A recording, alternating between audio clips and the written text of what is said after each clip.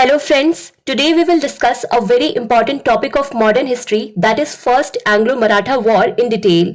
We had seen in the previous video that in January 1761, the third battle of Panipat took place, in which Marathas were defeated.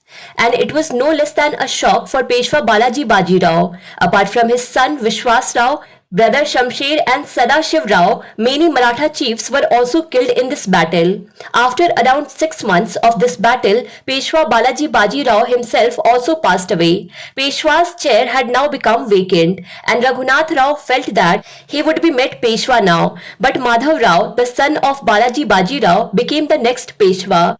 Madhav Rao became Peshwa at the age of just 16. But despite his young age, Madhav Rao proved to be a formidable administrator. Madhav Rao quickly recovered the losses incurred in the defeat of the Third Battle of Panipat, and the lost power and prestige of the Maratha Empire was returned within a period of 10 years. The chiefs of the Maratha Confederacy were also working with good coordination under the leadership of Madhav Rao first. Peshwa himself was strong. Holkar and Scindia, who were the Maratha chiefs, were also very powerful. But this Raghunath Rao was constantly engaged in planning and plotting something or the other, so that he could become Peshwa by any means. When Madhav Rao came to know about this, that Raghunath is not agreeing, so Madhav Rao put him under house arrest in Shaniwar Wada to control him. But in 1772, Madhav Rao died of tuberculosis, and his death proved fatal for the Maratha Empire. And after that, his brother Narayan Rao became Peshwa. After he became Peshwa, Raghunath Rao was released from the house arrest. But Peshwa Narayan Rao was not a strong Peshwa, and when the Peshwa himself is not strong, then the Maratha Confederacy working under him will also obviously not be under his control. So his control became a little loose from the Maratha Confederacy. And on the other hand, Raghunath Rao was also out of house arrest. He could not wait any longer to become the Peshwa. In 1773, he got Narayan Rao murdered under a conspiracy and declared himself Peshwa. Now this thing was not going to be hidden. Everyone knew that he had killed his nephew Narayan Rao so that he himself could become Peshwa. People were not liking him as Peshwa. In fact, some ministers were also against him. And a few months after Narayan Rao's death, that is in the year 1774, when Narayan Rao's wife Gangabai gave birth to Narayan Rao's child, there was a very influential minister of the Maratha Empire at that time, Nana Fadnavis. He started a campaign that this child should be made Peshwa. This child was named Savai Madhav Rao. That is 1¼ Madhav Rao. That means he was 1.25 times intelligent child than Madhav Rao. They named him like this. And it was said that Savai Madhav Rao should be legally made Peshwa after Narayan Rao. And in this campaign, powerful Maratha chiefs Tukoji Holkar and Mahatji Shinde came with Nana Fadnavis. After this, some other influential people of Maratha Empire also formed a council under the leadership of Nana Fadnavis, which was called Barbhai Council, in which there were total 12 people including Nana Fadnavis. And Tukoji Holkar and Mahatji Shinde etc. were also part of this, and their aim was to make Savai Madhav Rao Peshwa.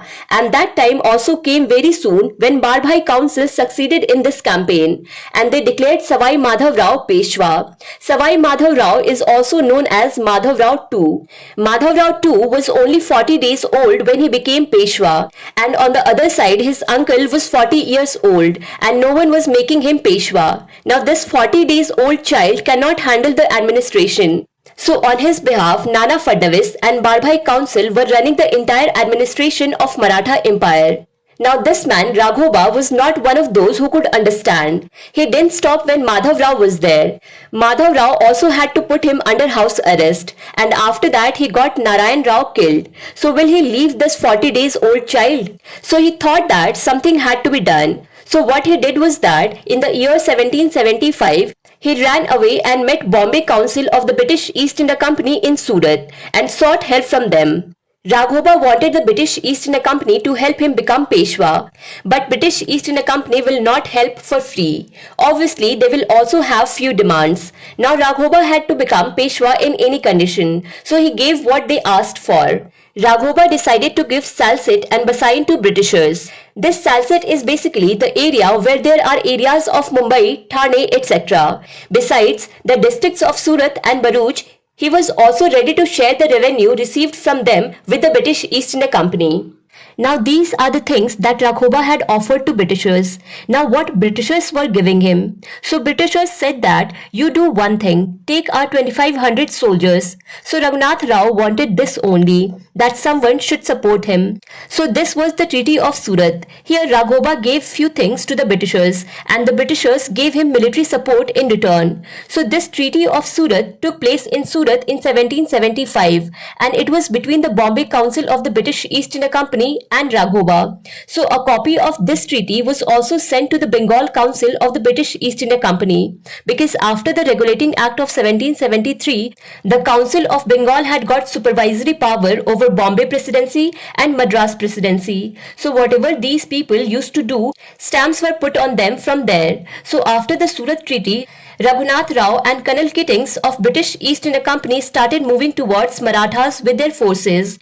Now these people were moving towards Marathas with their forces, so obviously Marathas will also send someone in their defense. So Haripant Phadke was defending from the side of Marathas. So both these forces came face to face and in March 1775 the first Anglo Maratha war started. Now Haripant Phadke destroyed the British forces through guerrilla techniques. At one side this war was still going on and on the other side the Bengal Council of the British East India Company, where that letter was sent that we have signed this treaty, there Warren Hastings completely rejected this treaty. And Warren Hastings immediately sent instructions to Bombay Council to stop this war. Now it is not possible that only British forces will retreat. Marathas were also fighting there. So Warren Hastings also sent a message to the Marathas that now you also stop. We are trying to stop the war here. British forces have already taken a back. So you do one thing. We will sign a friendly treaty with you. And for this work, Warren Hastings sent Colonel Upton to the Marathas. And in this way, in the year 1776, the Treaty of Purandar was signed between the British East India Company and the Marathas, where it was believed from the British East India Company that they recognized Savai Madhav Rao as the Peshwa. This is the most important fact of this treaty, because before this they were supporting Raghunath Rao.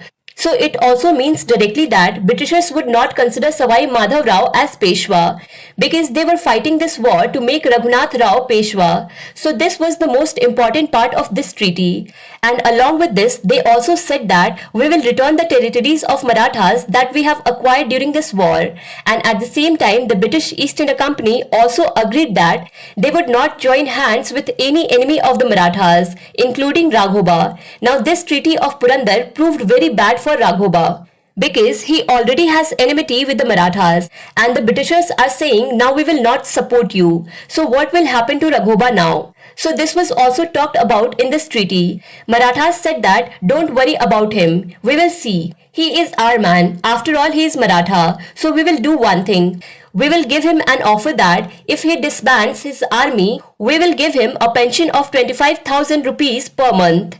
25,000 rupees per month is enough for him. His expenses will go on and he can retire and live comfortably. But the Treaty of Purandar is not finished yet. There are more points in it.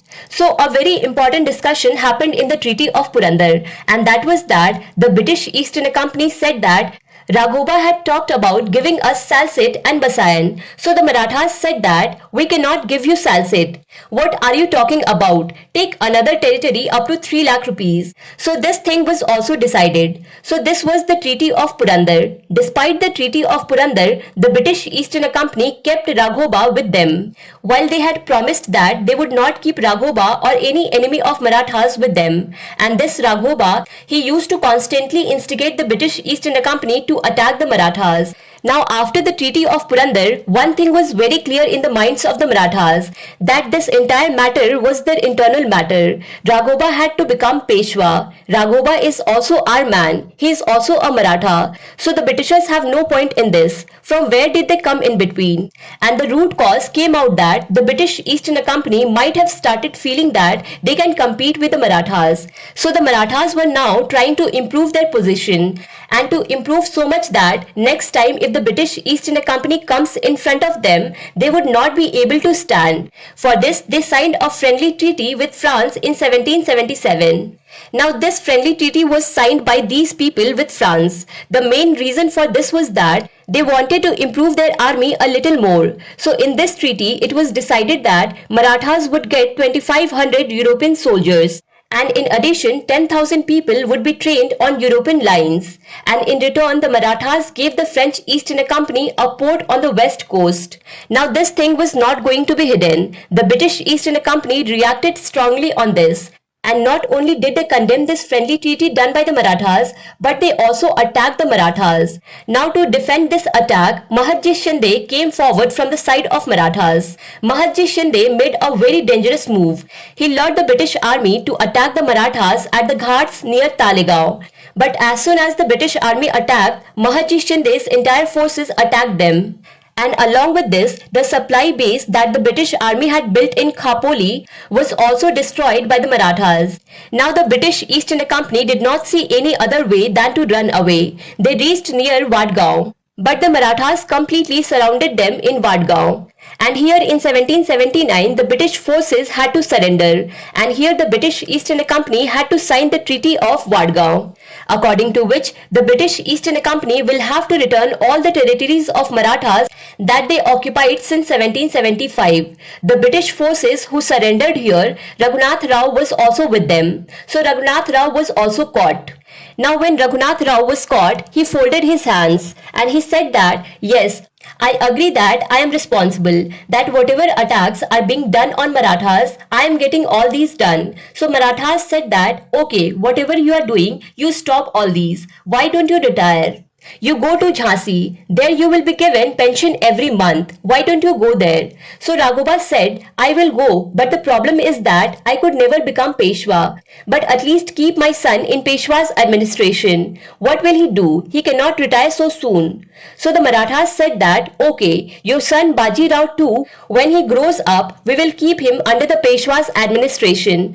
Don't worry about him. So the treaty was signed in Vadgaon. But there Warren Hastings refused to accept the Treaty of Vadgaon. Warren Hastings said that, how could you make us surrender? So he sent three different forces. First under the leadership of Colonel Goddard, second under Captain Popham, and third under General Kamek. When their forces were entering, they were just capturing. Colonel Goddard captured Ahmedabad in February 1779. After that, Captain Popham captured Gwalior in August 1780. Immediately after that, in December 1780, the news came that Colonel Goddard had captured Basayan as well. Then after the news that came, after that nothing was left. General Kamak defeated Mahatji Shinde in the Battle of Sipri. Warren Hastings said, okay, now that's enough, stop. Warren Hastings knew that if he wanted to sign the treaty with Nana Fadnavis, then Mahatji Shinde would have to be separated from Nana, and Warren Hastings did the same. He had already defeated Mahatji Shinde and had also captured his territories, so he called Mahatji Shinde and signed a separate peace agreement with him. This peace agreement was signed in October 1781.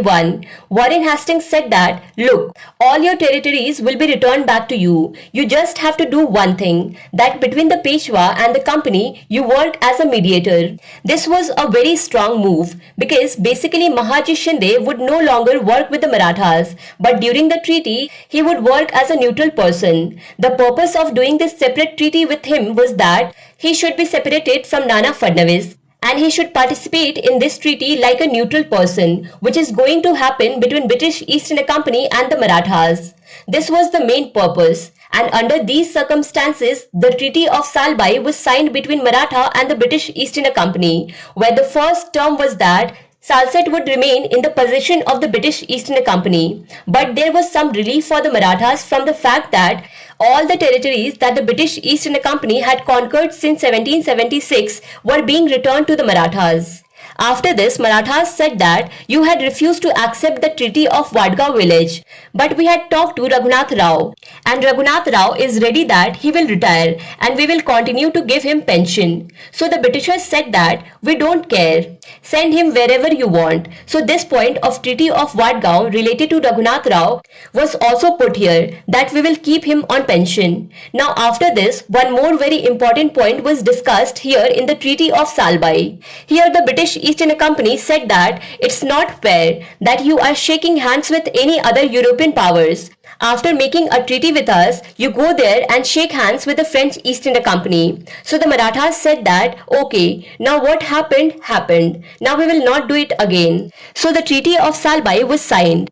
And Mahaji Shinde was made the mutual guarantor of this treaty and said that if any of the two parties is not following this thing, then it is all the responsibility of Mahaji Shinde. We will talk to him. So the Treaty of Salbai had been signed. All the complaints were over. So the British East India Company said that now can we trade in your area? The privileges we were getting earlier will continue to be available. So Marathas said that yes, all that will continue. There is no problem in that. Trade as you want. It will remain the same as before.